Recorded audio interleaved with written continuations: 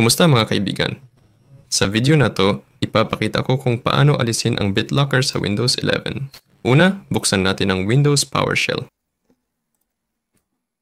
Mas maganda kung patakbuhin ito bilang administrator at ilagay ang command na to.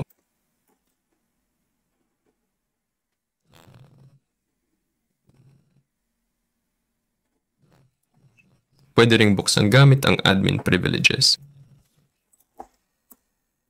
Dito makikita natin ang mga disk na naka-BitLocker.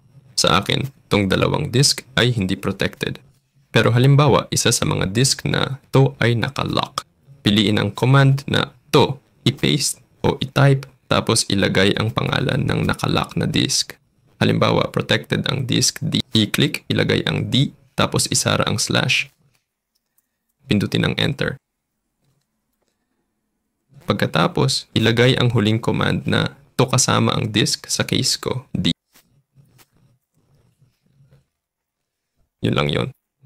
Tapos na. Like at subscribe sa channel. Paalam sa lahat.